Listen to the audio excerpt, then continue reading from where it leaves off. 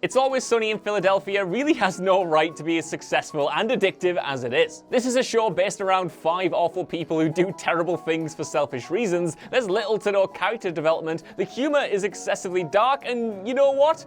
It's all fantastic stuff. Understandably, it's not everyone's cup of tea, but the 14 seasons so far are highly rewatchable. As a result, the internet is awash with subtle secrets, details, and Easter eggs found on multiple viewings, and we picked through them all and found the 11 of the best. So, cut yourself a slice of rum ham and see how many of these entries you noticed yourself, jabroni.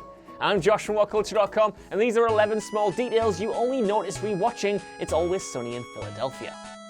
Number 11, the Hitler Original. In the show's 8th season, an episode called Pop Pop the Final Solution reveals that Dennis and Dee's grandfather, the titular Pop Pop, was a Nazi back in World War II. The episode also revolves around a painting of a German Shepherd, which Charlie believes is cursed and once destroyed. However, when he and Mac burn the painting, he confesses that he had painted over what was on the canvas before. As the corner burns away, Hitler's signature is revealed underneath. This is not actually the first time the painting appears, though. In the episode The Nightman Cometh, the painting can be seen on the set that Charlie builds for his play. Given that he wrote the play in order to propose to the waitress, who soundly rejects him, maybe this is one of the reasons that Charlie believed the painting was cursed in the first place. Either way, the moral of the story is, don't buy art from fascists, I guess? Number 10. Charlie's tattoo. During season 2, in an episode titled Dennis and Dee Get a New Dad, Mac decides he wants to reconnect with his father, who is currently in prison, having had a lengthy career as a meth dealer. Mac and Charlie visit him in jail, but are in return asked to smuggle heroin in through their prison purses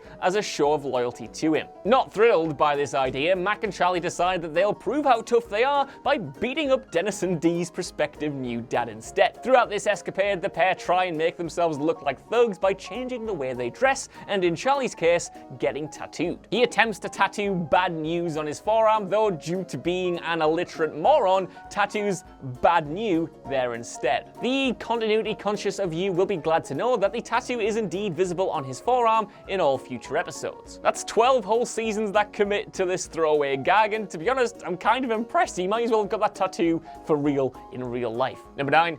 Mac's comment about musicals. In season 11's 2-part finale, The Gang Goes to Hell, the Always Sunny gang are on a Christian-run cruise ship. Hardly the holiest bunch, the group does everything they can to disgrace themselves whilst on board. The one character who does take the vacation seriously, though, is the ultra-Catholic Mac. Long presumed to be gay, he meets a homosexual Christian couple on the ship who invite him to take part in a pro-Christian musical. While skeptical at first, Mac ends up loving performing and later admits that musicals may become a huge part of his life from now on. At first, this seems like a gag at his glaringly closeted nature, but it does go much deeper than that. In the uncharacteristically emotional season 13 finale, Mac puts on a song and dance performance in order to come out to his father. While his dad does reject him here, Frank has an epiphany claiming, "I get it now." This was a huge character development moment in the show, and it was caused by, as Mac predicted 2 years prior, a musical. Number 8.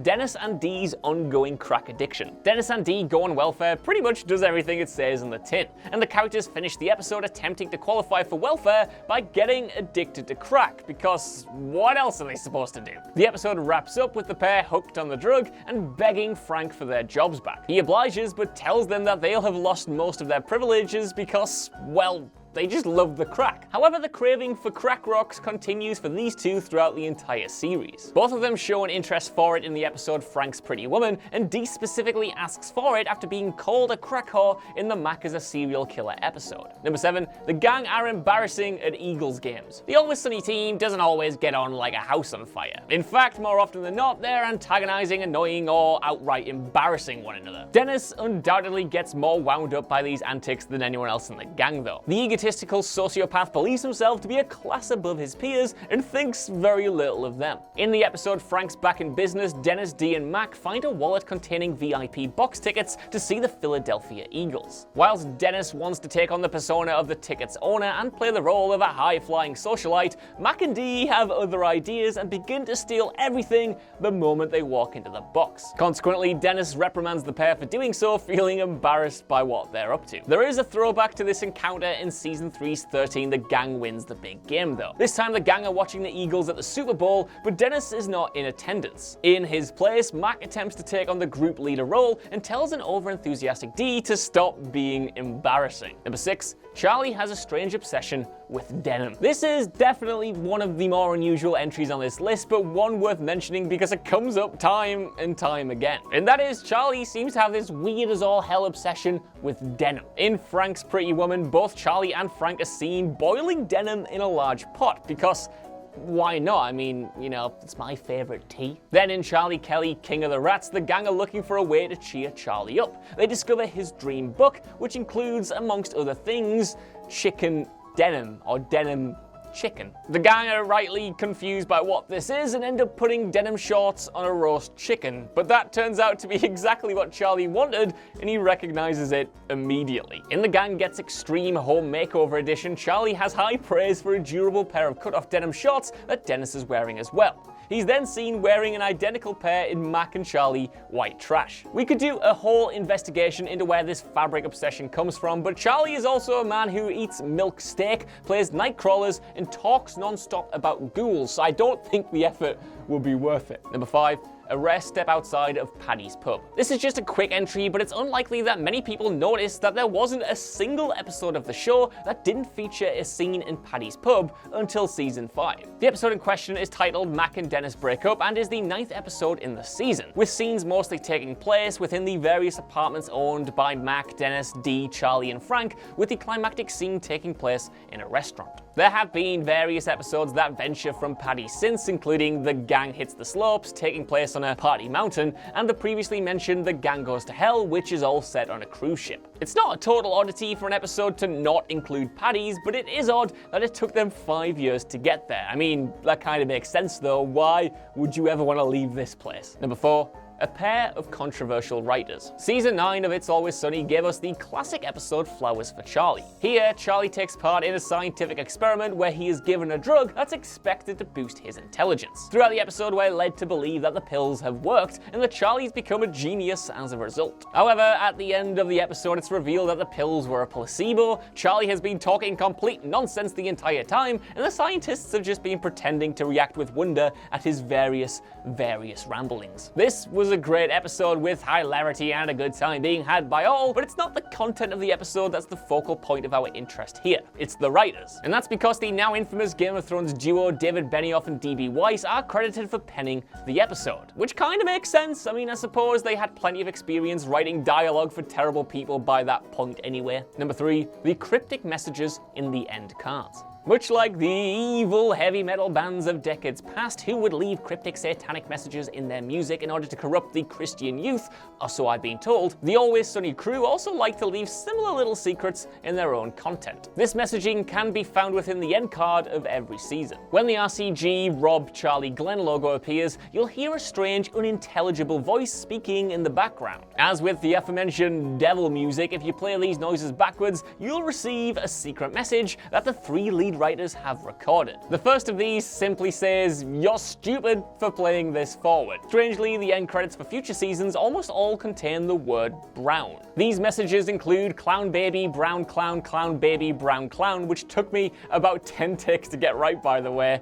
Next stop Browntown, make it brown, and the brownings will continue. And to be honest, I have no idea what any of this means, and please let me know down in the comments if you actually hear this too, because I'm half convinced I'm imagining secret messages are being sent to me via my TV shows, and I don't know what to do with it. Next stop, Josh Browntown, I guess.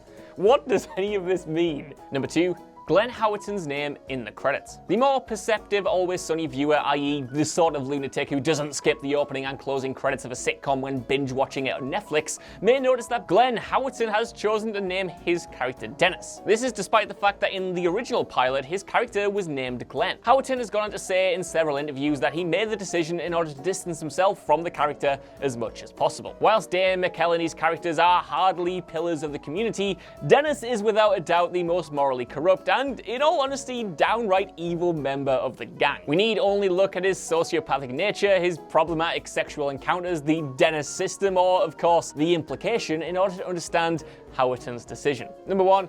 Cameos So many cameos. Like with many sitcoms, It's Always Sunny in Philadelphia has had a plentiful supply of celebrity cameos and appearances over the years. Some of the easier to spot ones include Keegan-Michael Key as the game show host in The Gang Goes on Family Fight, and P. Diddy as the bass-playing Dr. Jinx in Charlie's Mom Has Cancer. Other noticeable appearances come from Tom Sizemore, Rob Thomas, Dak Shepard, and the Kings of Leon, to name a few. There are, however, a couple of really sneaky ones that there's no way you picked up on the first time around. Firstly, during A Very Sunny Christmas, Charlie's mom is visited by various clients dressed as Santa, and the less you know about what they're doing, the better, and one of these patrons was Doc Brown himself, Christopher Lloyd. The other blink and you'll miss it appearance comes from legendary director Guillermo del Toro. After letting slip that he was a huge fan of the show to Charlie Day while they were working on Pacific Rim, Day managed to convince him to take on the role of Pappy McPoyle in the Maureen Ponderosa Wedding Massacre.